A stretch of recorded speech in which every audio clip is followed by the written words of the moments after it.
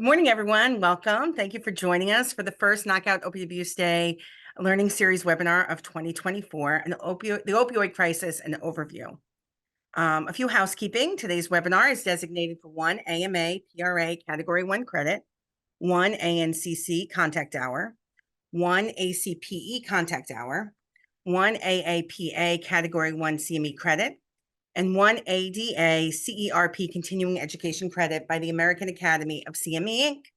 And for pharmacists claiming credit, please note that your credit will be uploaded to CPE Monitor within 30 days. This webinar has also been approved by NJOEMS for one EMT elective CEU. So we have one disclosure for our faculty. Jason Piotrowski discloses that he is a former shareholder of Merck and Mind Medicine. And PA Planner Dean Barone discloses that he serves on the Speakers Bureau of Ethicon and Johnson & Johnson, and all other faculty and planners have nothing to disclose. Today's webinar is jointly provided by the Partnership for a Drug Free New Jersey and the American Academy of CME, and is being held in collaboration with NJ Cares and the New Jersey Office of the Attorney General and the Opioid Education Foundation of America. And I thank them for their partnership, their support, and their collaboration on this continuing webinar series. I'm pleased today to welcome our expert speakers. I'm so excited to have both of them on to give us an overview of where we are in our state. Dr. Lewis Nelson, Professor and Chair of Department of Emergency Medicine, the Chief and Division of Medical Toxicology and Addiction Medicine at Rutgers, New Jersey Medical School, and Captain Jason Piotrowski, Executive Officer, Forensic and Technical Services Section for the New Jersey State Police. I welcome them both. I look forward to your presentations. And Dr. Nelson, I'm going to turn the presentation over to you. Great. Thank you, Angela. I really do appreciate the introduction and the opportunity to speak here about this, really important topic, I think, that we're facing now, but we've been facing for the past 20-ish years. And, I sort of like to think about this talk as sort of spanning the 20 years of a crisis that started with prescription opioids, never really ended, but has morphed to some extent now to a great concern about illicit opioids, largely related to fentanyl. We're going to talk some more about this as we go forward. So next slide, please. So I have no financial disclosures. Next. Again, as background, I think most people that are on this call probably have a pretty good sense of what's been going on, but there are really these three inextricably linked opioid epidemics, if you don't mind, or crises that have been going on. One of them involves chronic pain, which generates just huge volumes of clinical care and opioid use over the years, and that's been linked historically to somewhere in the range of 15 or so thousand deaths. It's varied to 20, even up to 25, and it's maybe slightly better than it's been, and I'll show you a slide a little later that talks about that. But much more recently, of course, there's the epidemic associated with the illicits. And again, towards the end of the talk, we'll spend some time talking about that. But this, for example, would be an example of a bag of fentanyl and many of its analogs. And the costs are just astounding. Remember, the most important part of this is the transition from prescriptions to the illicits. I mean, many people start with illicits, but many people transition from opioid in a prescription form, or even bought illegally, but in the prescription form, to the illicit forms of fentanyl. Next slide. I just want to define things for people because it's a big part of what I do, and I just think we tend to use these words very loosely, but remember, we use the word abuse, at least in medicine, to describe a drug that's used for the feelings that the drug causes. Not necessarily pain relief, but usually considered euphoria. Tolerance is the need for more drug in order to get the same effect. And with opioids, we recognize that if you use it for a few days at high doses, you need more to get the same effect. It's a little linked to dependence, but dependence is different. Dependence, at least in medical terminology, really means that when you stop using the drug, you withdraw. The two are linked because usually you don't have tolerance without dependence, at least with opioids, nor do you have dependence without tolerance. But those are not necessarily linked with other medications and drugs. Probably the term that many are not familiar with, but a term that you really need to know, is hyperalgesia, because probably the reason we have an opioid crisis from prescription opioids is linked to the fact that opioid use causes worsening of pain. I kind of reflect back on tolerance, where we usually consider tolerance to be an effect associated with the drug wearing off.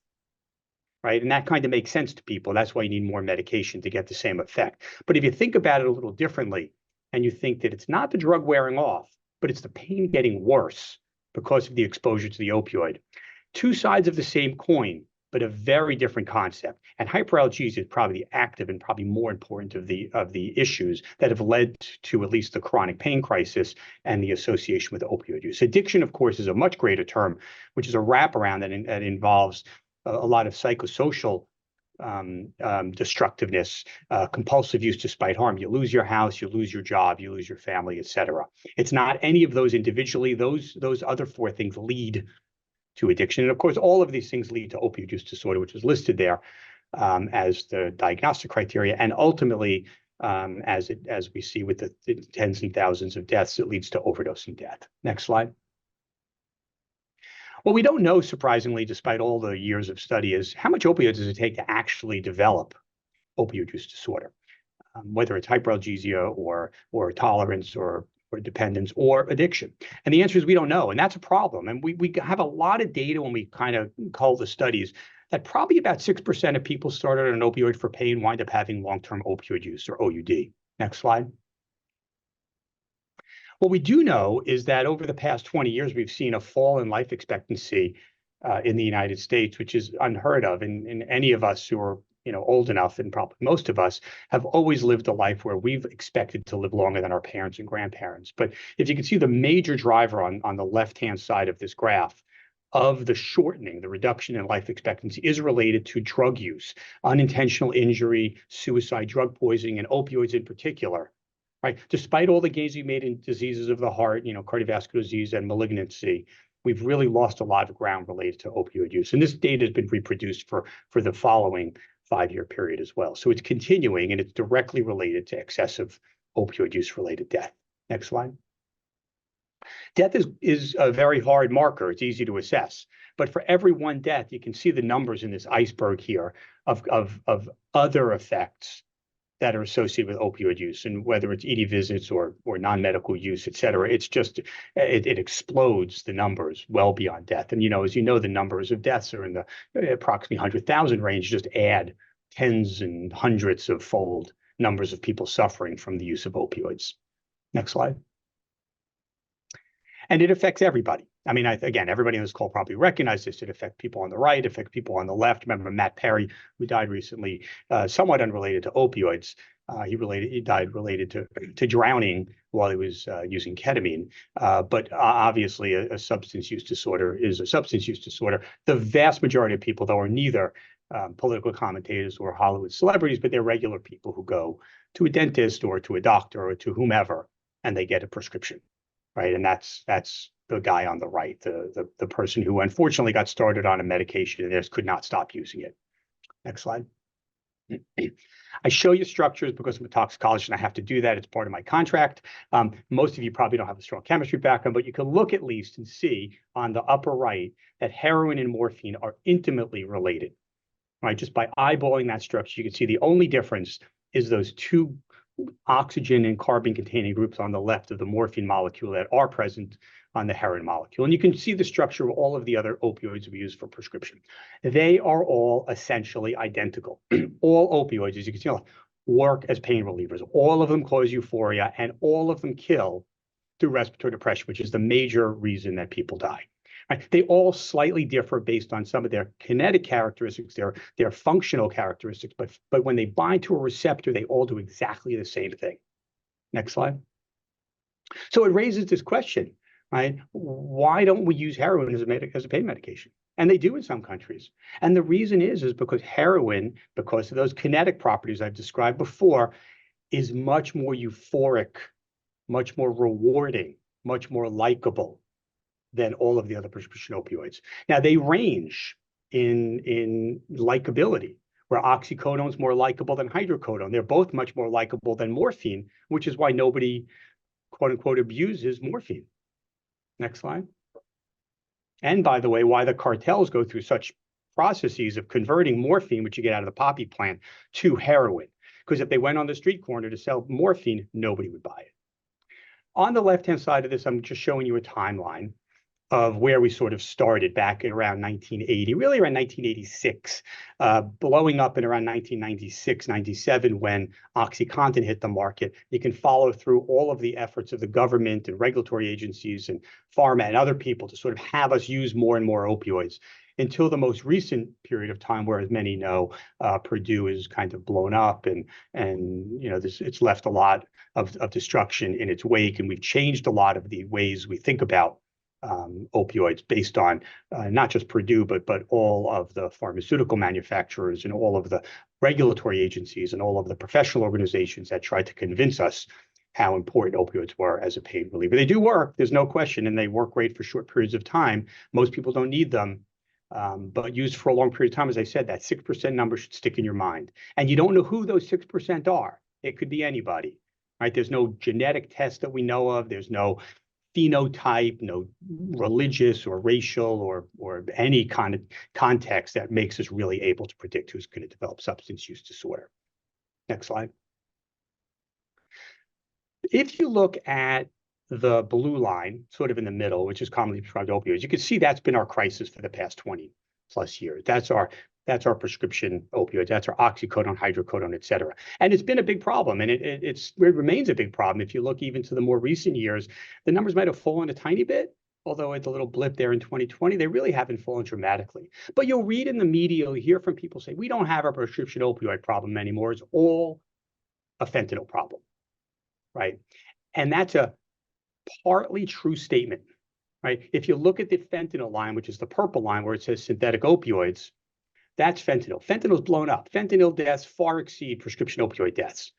But if you dig a little bit deeper into that comment, you'll see that, well, the prescription opioid death rate hasn't really fallen that much. It's been added upon, or to it's been added upon, deaths from fentanyl. Ignore tramadol, methadone, all those other things. It's really fentanyl, right? Next slide. Fentanyl is another opioid. It's not structure related to morphine, right? It's unique. It's called synthetic, as opposed to what we sometimes call a semi-synthetic, which means we've taken that morphine molecule and added a couple of things to it. Heroin would be a semi-synthetic opioid. I mean, it is. Right? But so is oxycodone and hydrocodone, et cetera. They all bind, as does fentanyl, to the mu opioid receptor, and they stimulate it, and in a direct way. So the more you give, the more you get. So if you take a little, you get a little pain relief. If you take a little, you get a little high. If you take a little, you get a little respiratory depression. As you take more, you get more of each. And the reason people die is apnea. It's respiratory depression or hypopnea. PNEA means breathing. Apnea means not breathing. Hypopnea means reduced breathing. Right? But it's all about breathing. Next slide. You'll see more data from the next speaker about this, but just to show you that the vast majority, if not all of the heroin, quote unquote, on the street that we buy in New Jersey and in much of the country, if it contains any heroin at all, it's a tiny bit. The vast majority, if not all of it, contains fentanyl. Some of it's only fentanyl. Most of it's only fentanyl. Right? You'll rarely find a heroin-only sample on the streets these days. And again, I'm going to let him speak much more about this than I am. Next slide. Just to remind everybody, they really are all the same drug, right? Heroin is a semi-synthetic opioid. You take morphine and you add a few acetyl groups to it to make it diacetylmorphine, right? Which is the chemical name of heroin. Fentanyl is synthetic. Carfentanil is another version, another analog of fentanyl, which happens to be extremely potent. Potency here means how much of a drug does it take to have an effect. And the effect on this slide is death. So just think of death. It takes that much heroin to kill you. It takes that much fentanyl to kill you. And it takes that much carfentanil to kill you. Carfentanil is 100-fold the potency of fentanyl. Fentanyl's about 50-fold more potent than heroin. Next slide. I just want to be really clear that none of these drugs is any more dangerous than the other if taken in the right dose. And I try to draw that out here for you. If you take the right amount of heroin, fentanyl, carfentanil, they're all great pain medicines. They're all really fine. They can get you high, right? They all have the same opioid-like effects. You can even mix them if you want, as long as you reduce and add the doses properly on the upper right. Of course, if you don't do that right, you get into dangerous dosing pretty quickly. And if you overdo it, like on the bottom right, you die. Right? But there's nothing inherently more dangerous about carfentanil or fentanyl or heroin for that matter, as long as you take the right dose. but dosing's really hard, right? It's one thing when pharma makes a pill and you know how much is in there. It's another when some guy on the street mixes together some dry powdered chemicals and sells it on the street, right? You never know what you're getting. Next slide. Of course, we see a lot of people around here who use intranasal or intravenous fentanyl and heroin and others, but there's many parts of the country where the primary form of fentanyl and opioid that you see is either street bought counterfeit pills, like you see here. Remember, that's what killed Prince. He bought a street form of hydrocodone, which actually contained fentanyl in the pill.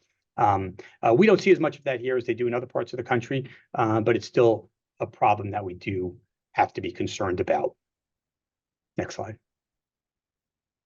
So what have we been doing about it? Well, as it goes for prescription opioids, I think we've done a really nice job messaging this to prescribers and providers and pharmacists and others, right? On the left, you'll see my motto, and I do believe this and I practice it, is keep opioid naive patients opioid naive whenever possible. If somebody's got pain that requires an opioid, they should get it. But you have to use your judgment about what actually requires an opioid. Ankle sprains don't. Maybe ankle fractures do. Maybe they need 2 or 3 days, not a month. Right? You just have to think really clearly about how you want to use that drug safely. On the upper middle part, you'll see the guideline that we've created here in my hospital, which goes to many, many different pain states and makes very good prescribing recommendations, almost always starting with non-opioids, and then progressing through, if needed, to the third line agent. I'm sorry, you can't read that. That might, in some cases, recommend a rescue drug. You'll notice on dental pain, if you can see that, nowhere on there do we ever recommend an opioid, right? Which has been one of the big sources of opioids in the community in the past. Our EHR in the bottom, we talk about default numbers, for example. So if you make a default of 30 pills, when the doctor or the prescriber clicks through, they get to that endpoint. How many you want to give? If 30 is the default, they give 30. If you make the default 8, guess what? They give 8, right? So we've been able to help manage these both administratively and educationally to try to control some of that. And of course, the prescription monitoring program has been very helpful in both identifying aberrant use by patients, but also aberrant prescribing by providers. So that is a mandated activity in anybody who's prescribing an opioid in the state of New Jersey, and we are now, as a country are now complete in terms of the implementation of prescription monitoring programs. It was only until very recently that Missouri didn't have one, but they just implemented one. So it's now national. And many of the states we can check locally that are near us and even far from us using the PMP. Next slide. Regardless of the type of opioid, whether it's a prescription oxycodone or an illicit fentanyl, they all respond to naloxone. Naloxone is a mu receptor antagonist that's extremely potent and extremely effective. That potency means it gets in there at a low dose and it knocks the opioid off the receptor. So if somebody's not breathing, which is the indication for giving naloxone, right? The naloxone, as long as they haven't passed the point of no return, will make them breathe, right? It may not wake them up, which is why the endpoint of success is not arousal, it's breathing, right? Because there are a lot of other reasons people don't wake up. For example, they've taken a co-exposure. They've also used a benzodiazepine. They're drunk. They have other drugs on board, right? Or they have some hypoxia, some brain oxygen deficit that's going to take a few minutes to recover. But if they get naloxone, they will breathe again, and that's the endpoint. So naloxone is incredibly important to have publicly accessible, have in your purse, have in your backpack, have in your glove compartment, have in your back pocket. Because if you don't have it, you can't use it. It's pretty easy to get now. Most recognize it's over the counter. The price point is reasonably affordable. It could be cheaper, but many places distribute it for free. Next slide. The problem is that if you give somebody naloxone and let them go, whether it's from the ED or from EMS, the death rate is exceptionally high. It's 5.5% within a year in people discharged from the ED and 15% within a year if EMS lets you go, right? Which, next slide or next click, is why we really have to focus on treatment, right? You can give naloxone, but there are a few deaths that have a 5 or a 15% death rate within a year, except for, obviously life-ending deaths like cancer.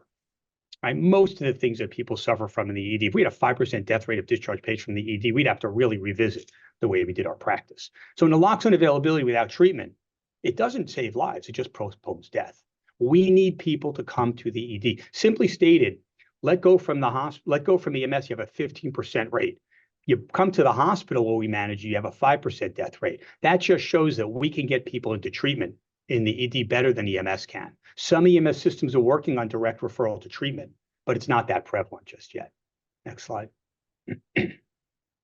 So what are we doing about it? We've talked a lot, or you'll hear a lot about harm reduction efforts, et cetera, and these are all good, whether it's fentanyl test strips.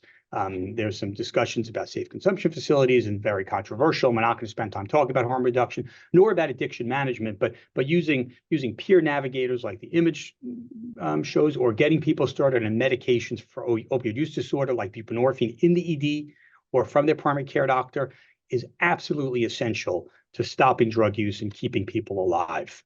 So we put in huge systems to try to affect those. Next slide. I just want to remind everybody about messaging. If there's any media folks out there, I'm always happy to discuss these issues. But, as I mentioned, this idea that naloxone doesn't work is a problem. It does work. You just have to know what the endpoint is. And the fact that the media likes to talk about enough fentanyl in a bus to kill 4 million people ignores the fact that there's no way to give that drug to 4 million people at the same time. So it's very sensationalistic. It's very stigmatizing. It's very problematic. On the left bottom, you'll see a lot of the misinformation about passive exposure to fentanyl. And you'll hear about police officers and others who, are suffering an extreme response to exposure. But what they're not suffering is fentanyl poisoning. And I don't have time to talk about that here, but I'm always happy to talk about it. And then I want to spend the last minute or two talking about the recent designation by the Biden administration as the risks of xylazine as an emerging threat. Next slide. Everybody recognizes that xylazine is sometimes called an animal tranquilizer or a horse tranquilizer. It is a sedative, and we don't use it in clinical medicine because it's not FDA approved, but they do in veterinary medicine. We use very similar medications in our clinical practice. Probably the most common one that you might heard of if you're a clinician is called Precedex or dexmedetomidine. Right? There's some slight relation to clonidine itself, but really it's about dexmedetomidine. Xylazine is not an opioid. So it is not reversed by naloxone. So the messaging that naloxone doesn't reverse xylazine is just stating the truth. There's no expectation that it would. But the person should still get naloxone because almost all, if not all, the xylazine we see in this state and in this country is mixed with fentanyl. And the naloxone still works perfectly fine on fentanyl. Xylazine is not a good respiratory depressant. So people who take xylazine fentanyl combinations will have great success after the addition of naloxone, notwithstanding all the other things I just talked about, like getting them into treatment. Xylazine does not seem to really impact the death rate from fentanyl. Fentanyl is the 800-pound gorilla here. There's a lot of information that you'll see in medical examiners that shows that the incidence of xylazine's presence in decedents who die of drug overdoses is increasing. And that is an absolute truth. But the reason is not that the xylazine is killing them, but it's that there's more xylazine present in the fentanyl supply. So you're seeing more xylazine in dead people because there's more xylazine in the fentanyl that they're using. They're still dying of the fentanyl. There does or doesn't, it's unclear, seem to be a withdrawal syndrome associated with xylazine. We're not really sure about that yet. My take on it is it's probably just looking at fentanyl withdrawal, but that jury is still out. But we do see wounds. And, we don't see a lot in northern New Jersey. In southern New Jersey, it's much more prevalent, and I can't explain why that is. Maybe it's a little bit the prevalence of xylazine in the drug supply, but it's a little bit unclear. But wounds are a thing, and I'm not going to show you pictures, I promise, but you can certainly look these up online if you're interested. But they're quite disturbing looking wounds. Next slide. So in summary, I'll let you read this. I don't want to read to you, but just recognize that opioids are a problem. They remain a problem. Prescription opioids lead to, in many cases, illicit use. Opioids are basically all the same. It's the dose that matters, the principle of toxicology, right? Dose makes the poison, right? But there's nothing inherently more dangerous about one drug than the other, assuming they're clean and this and that, which obviously isn't always true. Naloxone is a must. Right, it must be available and it must be used. And I spoke a little about xylazine, lots more to talk about, which we're not going to spend time on now. And I think next slide, I want to say thank you. I'm happy to answer questions at the end.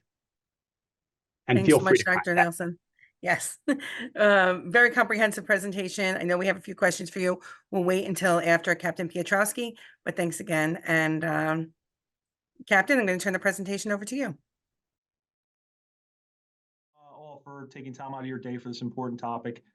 Thank you to everyone at Drug Free New Jersey for the opportunity to share our information and insights that can be used to continue to bring attention to this overdose epidemic and to help inform mitigation and response and recovery.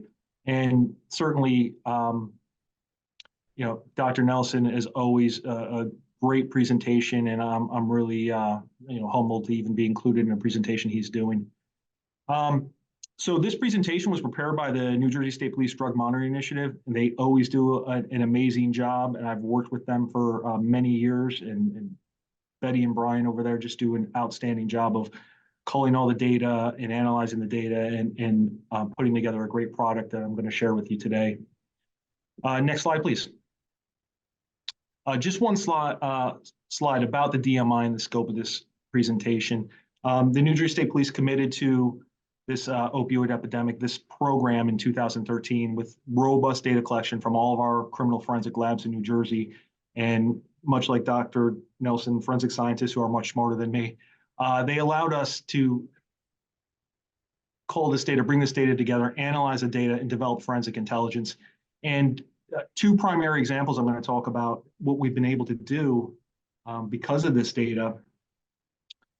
We put out an emerging threat of fentanyl in 2015, and essentially we said that fentanyl is going to take over for heroin, heroin's going away, and that was something we put out to the League of Municipalities. It was covered by the media in 2015. We started reporting on the emerging threat called xylazine that we're all familiar with now in 2016. Moving forward, we shared this information very widely, developed necessary relationships and partnerships with our public health, prevention, treatment, higher education partners, harm reduction partners, among many others. And finally, this really helped shape our paradigm and how best to respond to this epidemic. And just one quick anecdote about how we've changed our approach. The New Jersey State Police, we applied for and received a federal support to hire recovery coaches that partner with our troopers, and we help get people into treatment. And again, we know how important that is, and Dr. Nelson spoke about that as well. And we literally have people reaching out to us now. We have troopers that are bringing people to treatment, picking them up at treatment, and bringing to sober living homes. And we're really trying to support and help people suffering from substance use disorder. A couple of disclaimers before I move forward. We've collected this data for many years. However, we understand that many of our data sets represent people, sometimes loved ones, family, friends, community members. And while I present a lot of data, the fact is not lost upon us that we're often talking about people and not numbers. The last disclaimer I'm going to give you is that we try to give you the most recent data possible. So a lot of the data that you're going to see is complete through 2023. And some of the data is only through the third quarter or as recent as we could get it, but it's all clearly marked on each slide. So next slide, please. So this is why we are all here and talking about this. And as you can see, the impact that fentanyl has had really started showing up with a low prevalence in 2015, but kept increasing throughout the years. And you can see commensurately the drug-related deaths increased as well. This information is from our state chief medical examiner's office, and they do an amazing job over there and a great partner of ours. On the bright side, we can see in 2022 and 2023, the suspected drug-related deaths have dropped significantly. You can see 7% from 21 to 22, 11% from 22 to 23. And it's really early in the year. But through the 21st of January, we're down 14% from this time last year. So we're hoping that's going to continue. And while this is all good news, by no means is any of this still acceptable. And, one death is still too many. Next slide, please. So this is the naloxone administration data, and it's been fairly consistent, 15,000, 16,000, and this just represents law enforcement naloxone administrations in the blue, and EMS, first responders, EMTs and paramedics in the red, out there every day saving lives, upwards of 40 naloxone administrations a day just in New Jersey alone. You can go to the next slide, please. Dr. Nelson alluded to this, what we're seeing in the fentanyl environment in New Jersey. And despite the fact that 98% of the samples that we get are going to, or the submissions we get to our criminal forensic labs in New Jersey, the scientists are detecting 98% of the time there's fentanyl there. So again, it's highly prevalent in the drug supply. And even so, we are able to find some progress now. Go to the next slide, please. Heroin. This is what our heroin numbers look like. And you can see that the seizures have been going down over the years. And that's not, that's indicative of what's happening in the drug supply. So what this is really showing you is law enforcement or police officers out there seizing these dangerous drugs and bringing them to criminal forensic labs. And you can see the numbers are decreasing year over year here of how much that we're seeing out there. So this is going to project to, and I told you some of the data is only through the third quarter. That's going to project to about 6,700 cases and 414,000 bags of suspected heroin and fentanyl in 2023. So again, just this downward trend that we're seeing. You can go to the next slide, please. So how often is heroin prevalent? So we say heroin seizures, but everyone knows it's really fentanyl, right?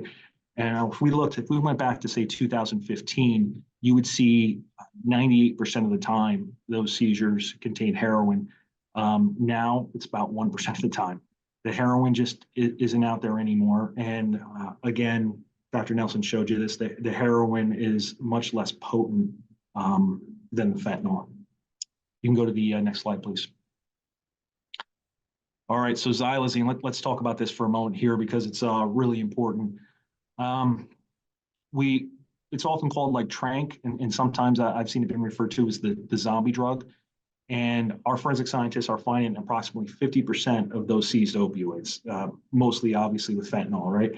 So the good news is that it's far less potent than fentanyl. However, it's contributing to other harms such as necrosis and serious bacterial infections. There's been a lot of research out there indicating that overdoses involving both fentanyl and xylazine are less severe. I've read some of those scientific studies. And the Center for Forensic Science Research and Education, they did a documentary with Vice about the xylazine problem in Philadelphia. And they were showing in a typical sample about 24 parts xylazine to 1 part fentanyl. So again, there's kind of a bright side here. A lethal dose of fentanyl is approximately 2 milligrams. It's going to take a lot more xylazine for a lethal dose. And exactly how much? There was a systematic review of many different studies done by Ayub, Parnia, and Potter et al.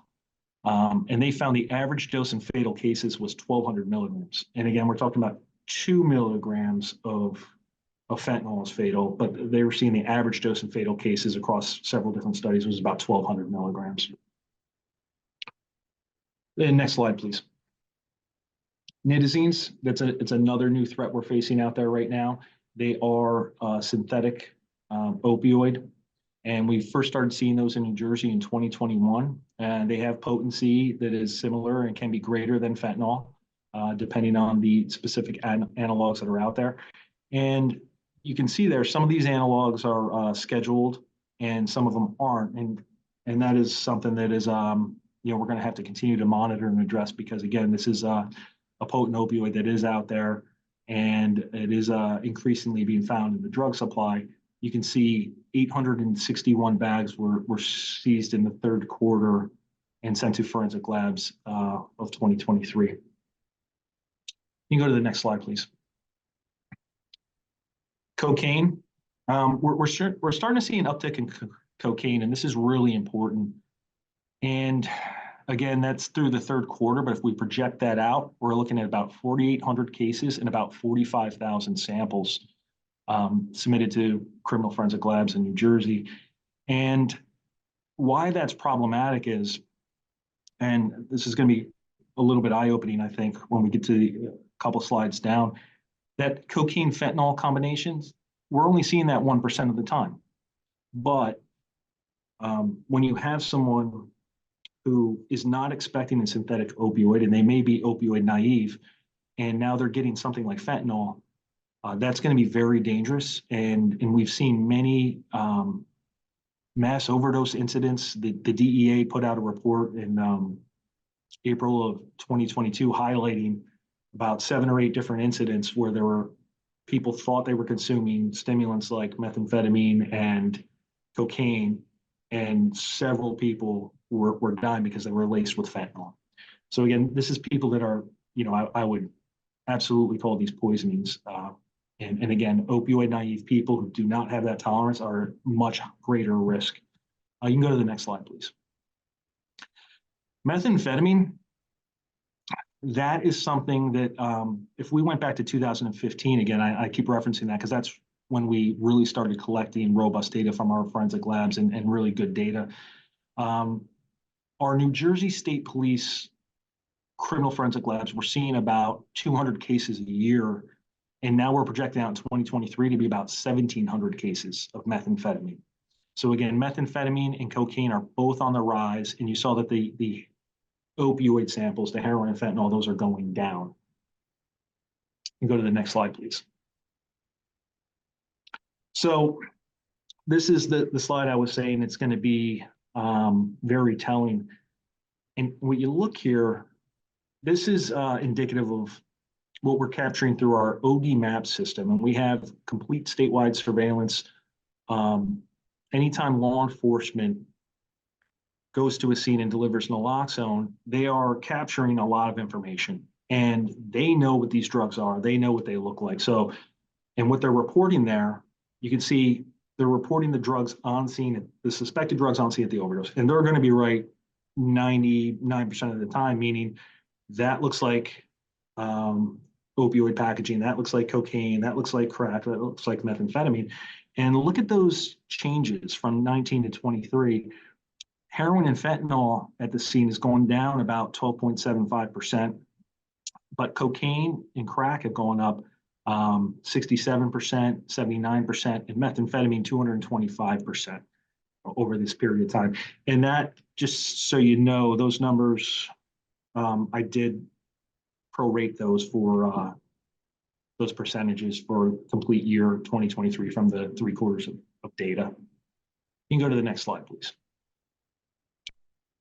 And so with that, again, I talked about kind of mass overdose incidents, and we've seen these in New Jersey, and we've seen them across the country.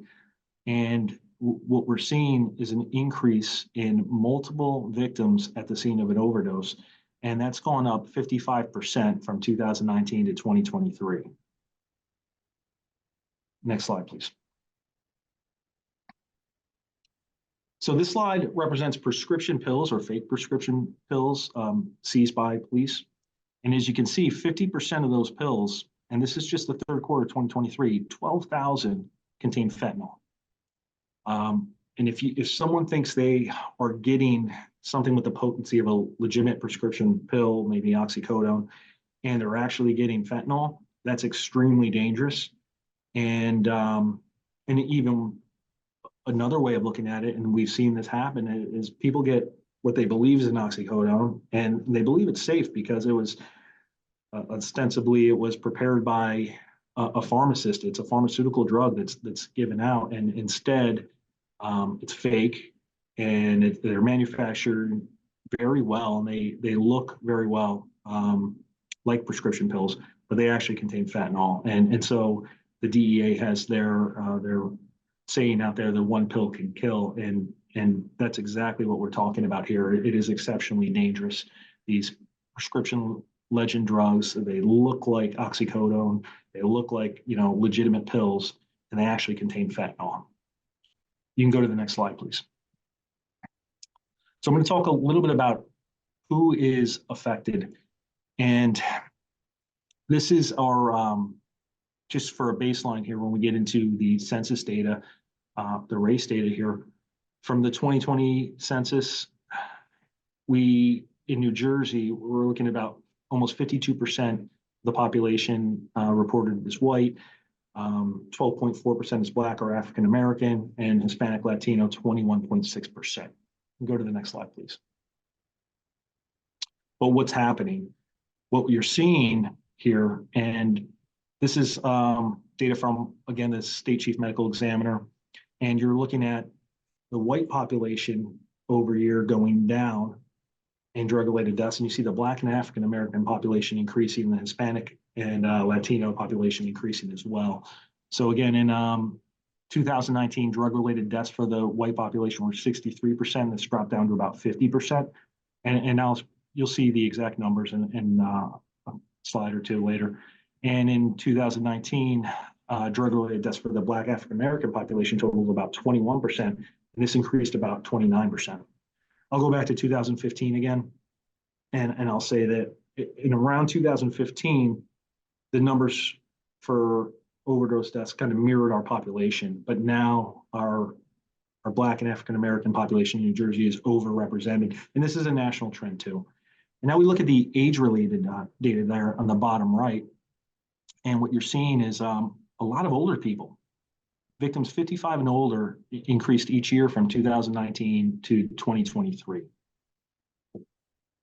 So again, that is something that we have to understand. If we're going to combat this, we have to understand who is afflicted, and so we can kind of allocate our resources properly and get the harm reduction resources out there, and make sure that the people who need those resources and need treatment are getting it.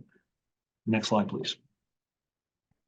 So again, these are the exact numbers here across gender, race, and age, and the percent of drug-related deaths that each population represents. And you can see that Black and African American population increasing significantly, and you can see the 55 and older increasing significantly. Gender, male to female, is remarkably consistent for many years. It's predominantly male are afflicted by this. Go to the next slide, please. Now, this just breaks down, if you want to see by county, by year, what exactly is happening. And there's some conditional formatting there where it gets deeper red. And you can see Essex County there is the most afflicted, followed by Camden County, just for drug-related deaths alone.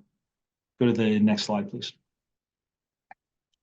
So here is kind of some good news. And again, I referenced this earlier. From 2022 to 2023, you see these changes in drug-related deaths, and you see where they're happening. And we have some really great work going on. And I mentioned the work that the state police is doing primarily in South Jersey, and you can see that in Atlantic County. And Atlantic County in general is doing a great job outside of the state police as well.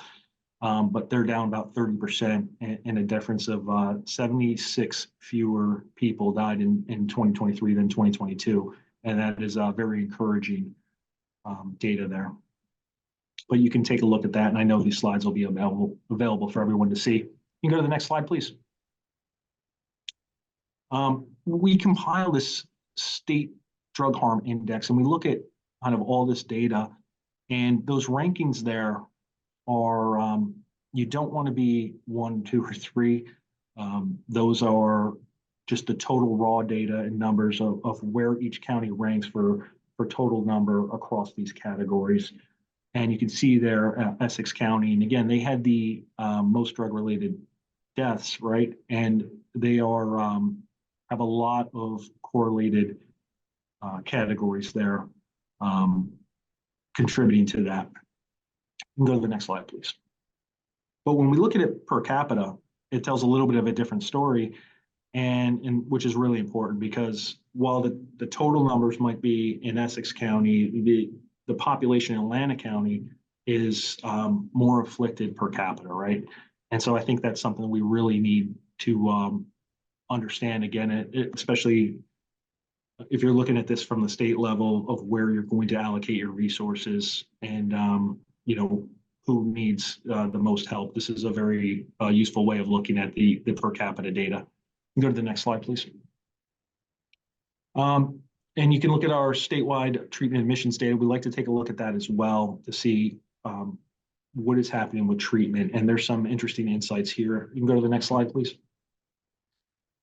And this data goes through September 15th of 2023. That's the most recent data we had. And what you're going to see in this slide and the next slide is that the white population is seeking treatment more, and the Hispanic population is seeking treatment more for opioids, and the Black population or African American population is seeking treatment more for cocaine. You can go to the next slide, please. And you see that there, right? If you compare those two back and forth, and you can see that the difference is there. You can go to the next slide, please. There, that's the one I'm referring to. Sorry, that's the Black population has higher rates of cocaine and crack. And again, when we looked at that, the cocaine and crack being more contaminated now and causing more overdoses now, and you're seeing different populations being affected differently, it starts to kind of make some sense, right? And you can go down to the next slide, please. And so here's the where I'm going to leave us. The one thing that in New Jersey that we are seeing, again, we're seeing decreases since 2021, and while the rest of the country is still going up, and that's both. There's a lot to say for a lot of the work that's being done in New Jersey, and certainly, you know, there's over 1,000 people on this call right now, and a lot of us are very committed to this, and we've been working at this for a long time, and we're starting to see some really good results, and hopefully that we get called upon by other states often to say, well, what are you doing right? And we're trying to share that out with them as well to kind of help them start trending in the right direction as well. But I just want to thank everybody and all our partners in health and you know, the New Jersey Department of Health and harm reduction people and treatment and prevention, and everyone out there is working together in New Jersey. You know, while it's still a terrible epidemic and there's still a lot of work to be done, we are trending in the right direction. Go to the next slide, please. And that's it. If anyone needs anything from me or the DMI, please reach out. And thank you very much. Thanks so much, Captain. That is really great snapshot of what we're seeing in the state. And I know we have a lot of questions. We're going to launch our poll now because I know we have about 10 minutes. So if anybody could give us any feedback on the poll. I know both of you mentioned xylazine, and I also just want to make note that next month's presentation is going to focus on xylazine. And we also had a presentation back in May, a warning to echo Dr. Nelson. It was very graphic when you look at the imagery in it. Dr. Harose from Camden County did that presentation for us. We're going to put that information in the chat as well, so if you want to view that. But next month, we'll also be focusing on xylazine. But Dr. Nelson, I'm going to go to you first with a question we have. The question is, you talked about for the past 20 years, we've been dealing with an opioid issue. And can you give us some insight on why that is, why we haven't solved that issue yet? I mean, I wish there were a silver bullet answer to that, but it is multifactorial. I mean, on the one hand, people want pain relief and doctors want to provide that. We have turned a bit of a corner on the feelings that the only pain medicine that's of any value is an opioid. And that's taken a lot of education and regulatory change, because we were pushed for 20 years by multiple agencies and multiple professional organizations to shame us into and to force us into using more opioids and ignoring the potential complications of use, particularly opioid use disorder. So it is really hard. And of course, now when we're moving away from the controlled world of prescribing, where doctors and others can sort of control that flow into the illicit world, it opens up a whole separate kind of a lot of perverse incentives, as dealers often have. So, I mean, I wish there were an easy answer, but I could tell you that we can't just stop using opioids and take them off of our formulary. And we're not going to stop. I know somebody asked a question about the illegal flow of drugs into this country. That's a whole separate discussion, which we will certainly not solve today or probably in the near future. but it is a tough one. We are nibbling away at the edges and trying to do the best we can through the various ways that I've talked about and others have tried to sort of address previously. No, absolutely. And Jason, I'm going to go to you with that question as well. Just going to put some information though. I know a lot of questions are coming in about credit, and that information will be on the screen in a minute. But Jason, any from your perspective, why are we still dealing with this issue, and what can we do? Well, I'm a big proponent of education and prevention, and a lot of the I try to look at why these things are happening. And one of the things that I think is really important, and it's the correlation between adverse childhood experiences and future addiction and substance use disorder. And there's a study out there. It's Dube et al. In 2008, and they looked at about 8,000 people, and they surveyed them, and they said, how many ACEs have you had? Adverse childhood experiences, dysfunction in the home, loss of a loved one, substance use in the home, divorce, different things. And it was so glaringly obvious that there's a correlation there. So if you had 0 ACEs compared to 5 ACEs, you were 800% chance more that you use drugs, 1,000% greater chance of being addicted, and 1,333% or 14 times more likely to inject drugs. So again, I think we have to do a lot with prevention and education, and certainly understanding that there are reasons why people go down this path, and we have to do the best we can to help our children out there not go down this path. And that's something that I feel really strongly about. And it's there is an initiative out there now where law enforcement, when they respond to a home and something happens, they are supposed to interface with the schools, and just, they can't tell them exactly what happened, but they just say,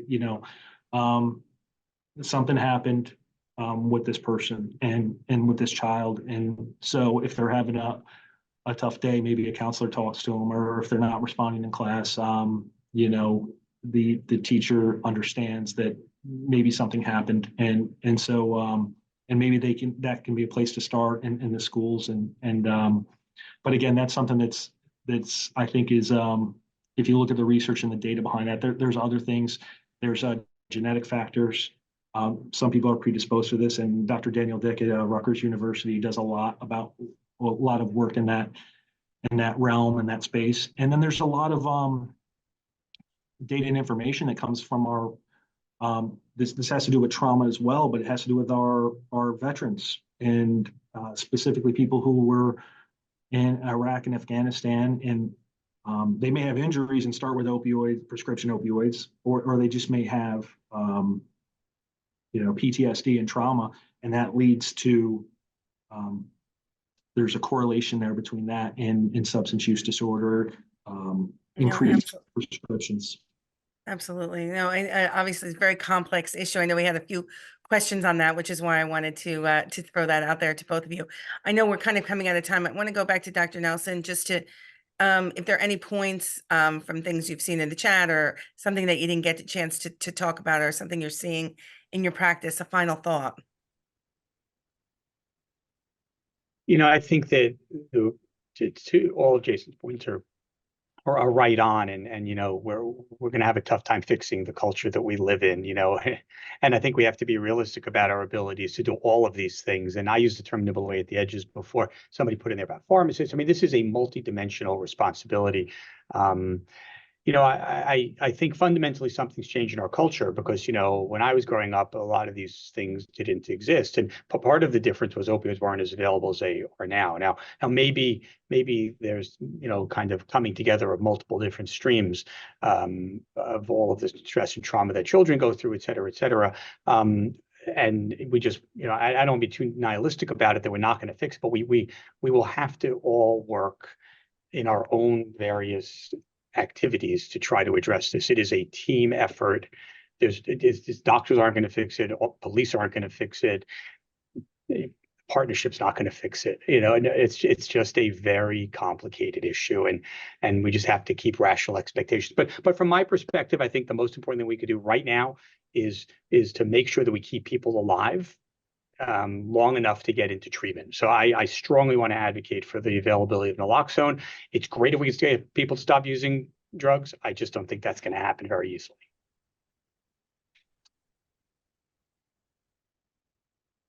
All right, thank you. Thanks for that, and thanks for your presentation today. And Jason, any final comments for our attendees?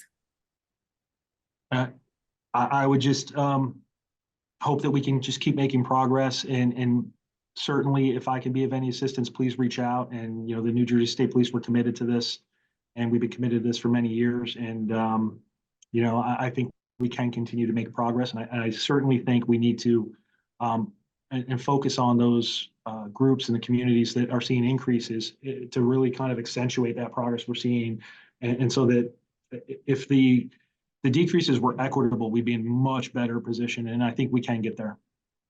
Absolutely. And I think it's so encouraging that we have, as you mentioned, over 1,000 attendees today. I know many of you represent the medical community, prevention, treatment, law enforcement, community prevention. Education, nurses, we have a lot of different fields out there learning about this issue. And together, we can all make steps like both of you said. So again, appreciate all of our attendees for joining us. Appreciate our expert panelists. We have information on the screen on how you can get your credit, as well as information on the next webinar. Captain Piotrowski mentioned ACEs. We have a presentation on trauma scheduled for April. So I hope that you can join us in February, again in March, as we talk about the intersection of mental health and the opioid crisis, and again in April as we talk about trauma. Thank you again to everyone, and I wish you a good day. Be well.